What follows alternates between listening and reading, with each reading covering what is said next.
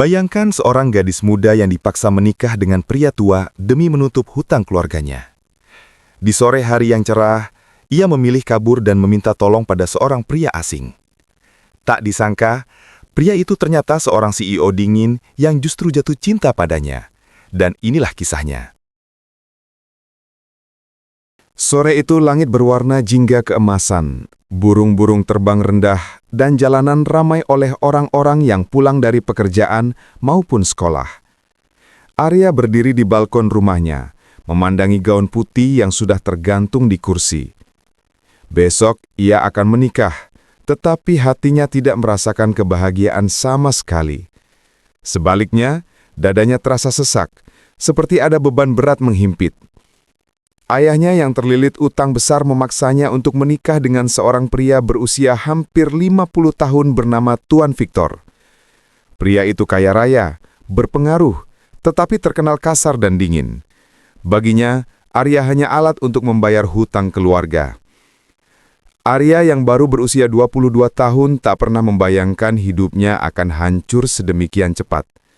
Ibunya yang sakit-sakitan hanya bisa meneteskan air mata, tidak mampu melawan keputusan suaminya.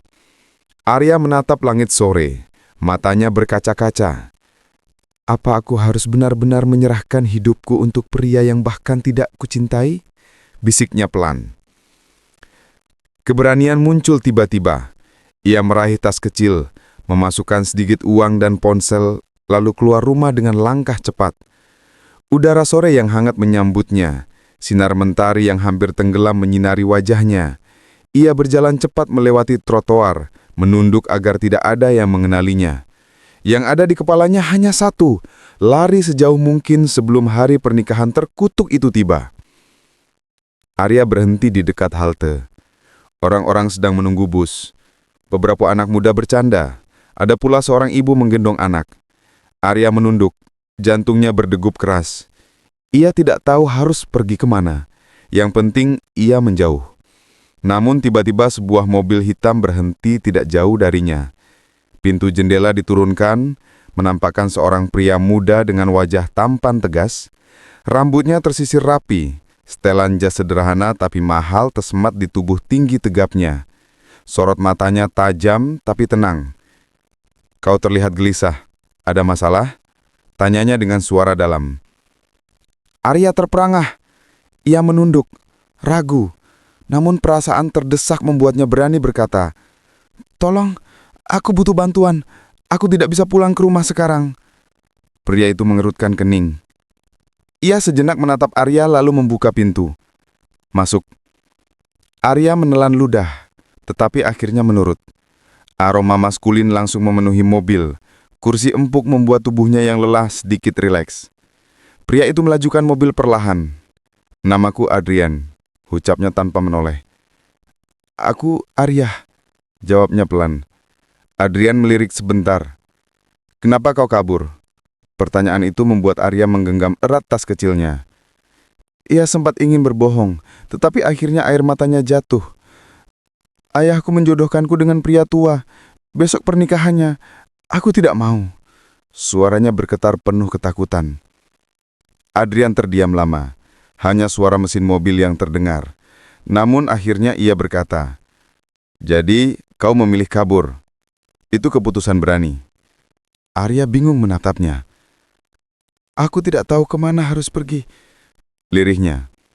Adrian menghela napas panjang, lalu berkata, "Untuk sementara kau bisa tinggal di tempatku. Tapi ingat, aku bukan orang sembarangan.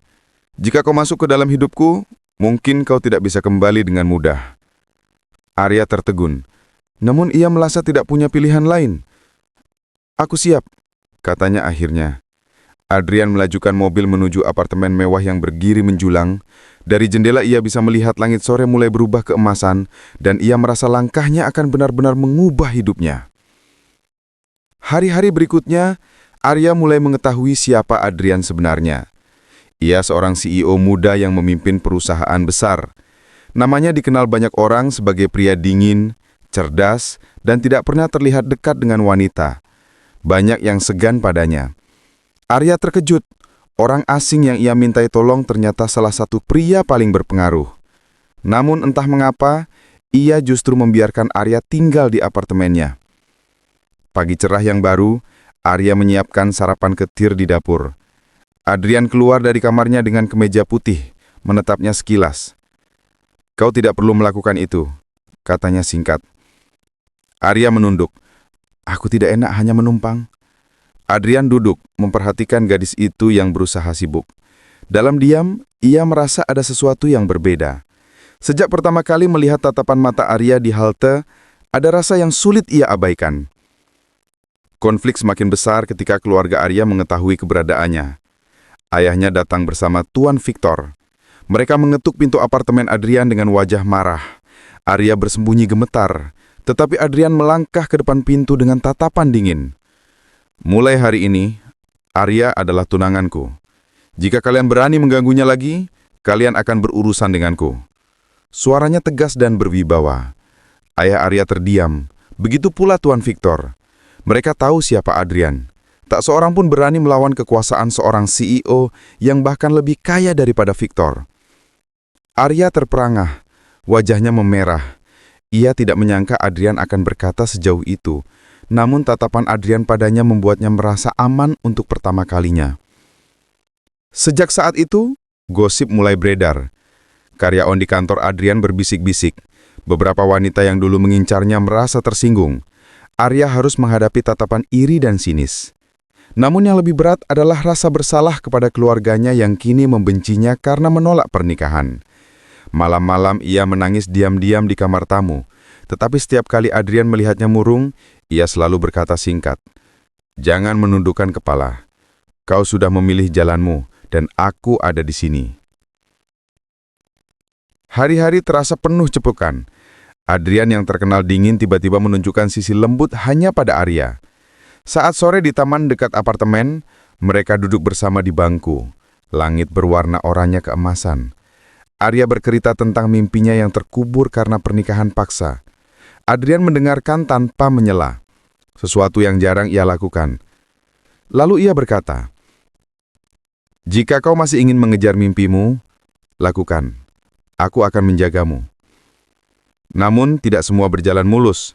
Tuan Victor marah besar. Ia merasa harga dirinya diinjak. Diam-diam ia menyuruh orang-orangnya menakut-nakuti Arya. Suatu sore, saat Arya berjalan pulang dari pasar, beberapa pria asing mencoba mendekatinya dengan niat jahat. Jantungnya berdegup keras, tubuhnya gemetar. Namun tiba-tiba mobil hitam berhenti di dekatnya. Adrian turun dengan tatapan membara. Ia berdiri di depan Arya menghadapi mereka tanpa gentar. "Sentur dia, dan kalian berurusan denganku," katanya tegas. Orang-orang itu akhirnya pergi. Arya hampir menangis lega. Adrian menoleh, lalu memegang bahunya. "Aku bilang padamu, selama aku ada, kau aman." Di bawah langit senja yang indah, Arya menatap Adrian dengan mata berkaca-kaca. Untuk pertama kalinya ia merasa benar-benar dicintai. "Kenapa kau melakukan semua ini untukku?" tanyanya pelan. Adrian menatapnya dalam. "Sejak kau mengetuk pintu mobilku sore itu, aku tahu aku tidak bisa membiarkanmu pergi. Kau berbeda, Arya. Kau membuatku merasa hidup." Air mata Arya jatuh. Hatinya bergetar hebat. Ia menyadari bahwa, meski awalnya hanya ingin kabur dari pernikahan, ternyata takdir menuntunnya pada cinta sejati. Dari sore penuh keputusasaan, lahirlah awal baru yang mengubah segalanya. Sejak itu, hubungan mereka semakin erat.